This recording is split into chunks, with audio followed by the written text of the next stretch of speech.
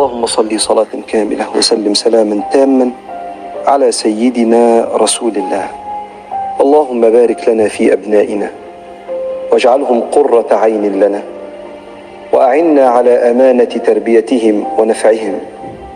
اللهم اجعلنا ملجأ لأبنائنا في السراء والضراء، وأن نكون سندا لهم عند عسرهم، رحماء بهم عند خطئهم، فرحين بهم عند فلاحهم.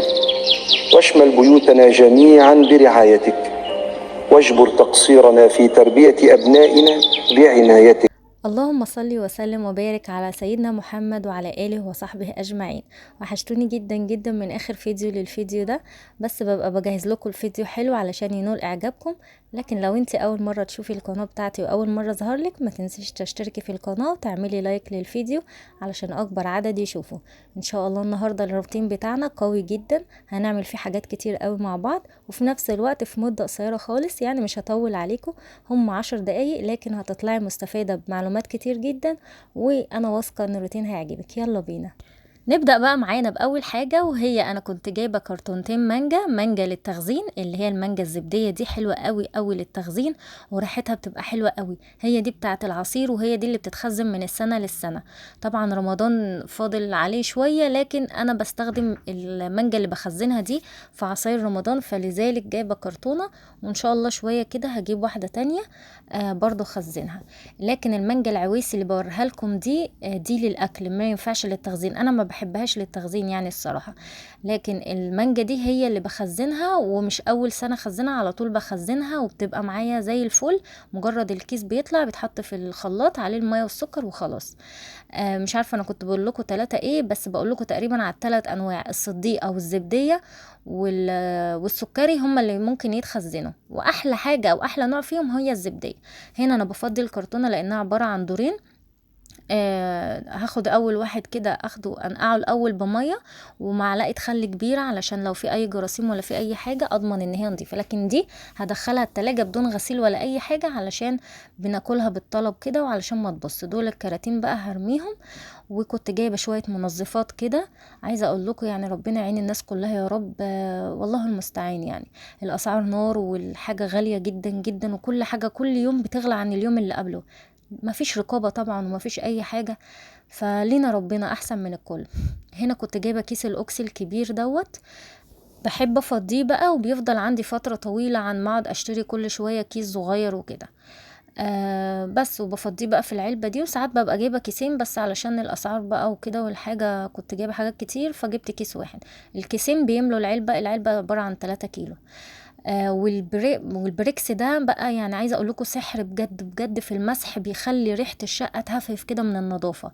وفي تصبين، وان انتي لو بتصبين الحمام برضو جميل قوي. طبعا المناديل بتاعه المطبخ دي ما بقدرش استغنى عنها، بمسح بيها اي رخامه، بمسح بيها اي حاجه، وطبعا بتنفع في التحمير والحاجات دي. المانجا بقى زي ما قلت لكم هنقعها في ميه، ومعاها معلقتين خل كبار علشان لو في اي جراثيم او اي حاجه، والتراب بقى بيبوش. بصوا بقت زي الفل ازاي، يعني ما شاء الله. غسلتها كلها بقى ورصيتها على الصينيه كده تتهوى شويه، وبعد كده بقى هنشوف هنعمل فيها ايه.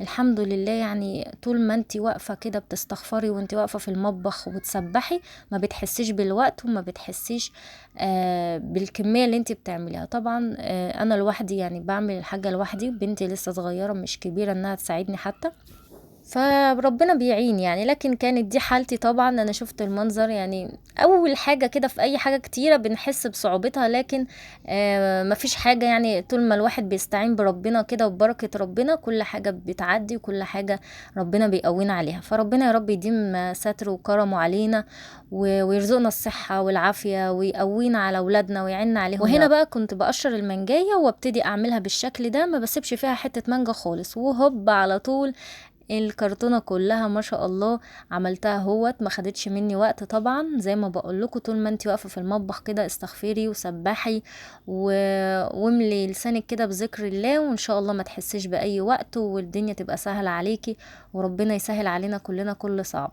ببتدي احط بقى في الكيس كميه كده تقضي ان انا لما اعملها على قد الخلاط. انا الخلاط عندي بياخد منجتين كده، وعليهم بقى ميه وسكر، بيملى الشفشق عندي على طول. ما شاء الله طلع لي كمية حلوة جدا. وزي ما بقول لكم ناوية ان شاء الله اجيب تاني علشان رمضان. وكل سنة وانتم طيبين، الايام بتجري وسبحان الله يعني كأن رمضان لسه ماشي اصلا امبارح. هنا بقى قلت اعمل لهم بيتزا كمان. قلت بقى ادلعهم مع ان انا كنت هلكانة، بس يعني هما ما بيهونوش عليا، بحب اعمل لهم اللي نفسهم فيه، وكان لوجي طلبها مني قبل كده فقررت ان انا اعملها. المكونات نزلت على الشاشة زي ما انا معوداكم، اي حد عايزها ياخدها سكرين شوت هتسهل عليه على طول الدنيا. المقادير دي مظبوطة جدا، لكن الحاجة الوحيدة اللي عايزة اقول عليها هتحطي بدل كوباية زبادي 2 كوب زبادي، علشان انا بس نسيت اكتب رقم 2 جنب كوب زبادي. لكن باقي المقادير زي ما هي بالظبط، يعني 4 كوبايات دقيق وكوباية مية، 2 كوب زبادي، معلقة صغيرة مايونيز، معلقة صغيرة خميرة فورية، معلقة صغيرة سكر، معلقة صغيرة او رشة ملح، ومعلقة لبن بودر، او حطي كيس بلبن بودر هتدي طعم وتحفزها قوي. اوكي. والمكونات زي ما قلنا كده هنبتدي نحطها مع بعض اهي زي ما انت شايفة. وبعد كده تحطي المواد الجافة كلها على بعض، وبعد كده لازم تختبري الخميرة، لان انا حصل معايا دروب يعني الحمد لله ان انا بختبر الخميرة قبل ما احطها، علشان ابقى عارفة اذا كانت صالحة لانها تطلع لي عجينة كويسة ولا لا.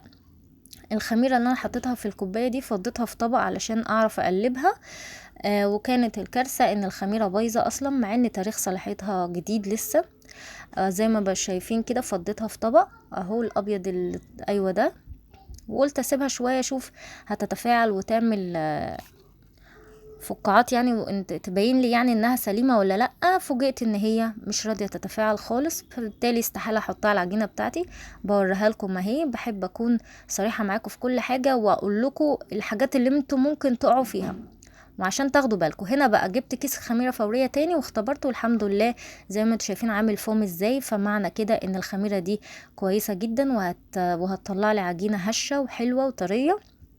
وقد كان العجينه بتاعت البيتزا طالعه طعمها تحفه تحفه، وهتشوفوا بنفسكم لما تجربوا وتاخدوا المقادير اللي انا ببقى منزلاها دي، خدوها سكرين وجربيها بالمقادير بالظبط، ان شاء الله تطلع معاكي انجح واحلى بيتزا ممكن تجربوها في حياتكم.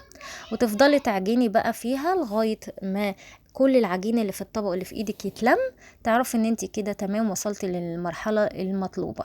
ونبتدي نغطيها بستريتش رول، وبعد كده عليها قماشه كده بس عشان الخميره بتبقى محتاجه مكان مظلم.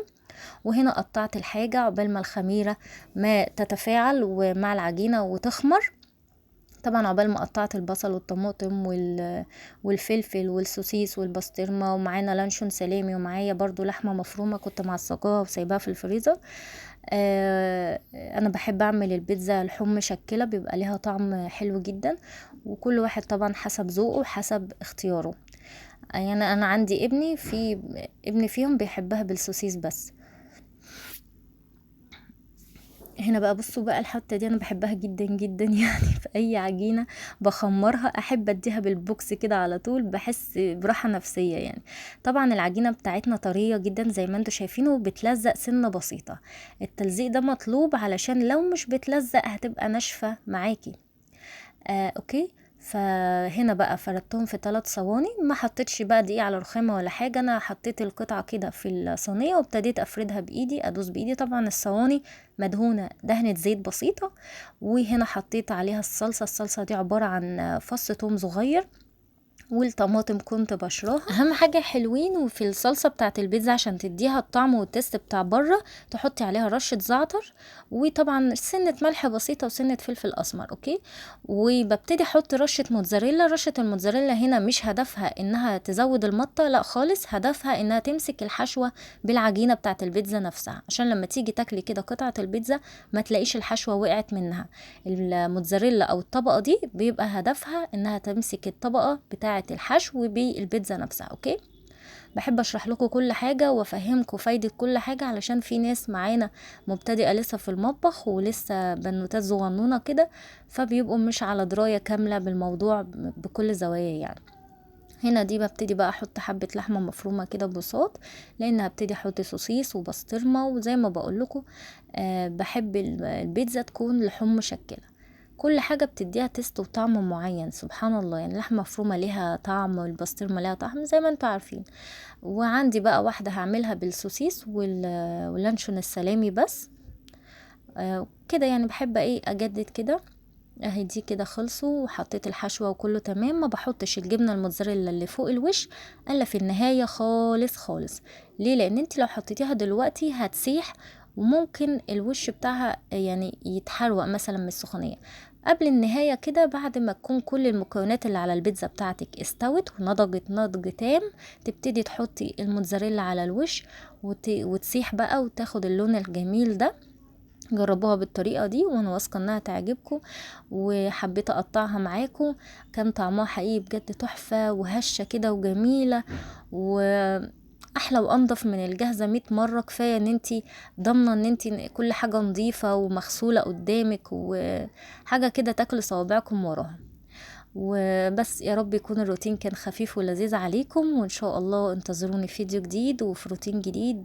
ويا رب اكون كنت ضيفة خفيفة كده عليكم، واشوفكم في فيديو جديد، واسيبكم في رعاية الله.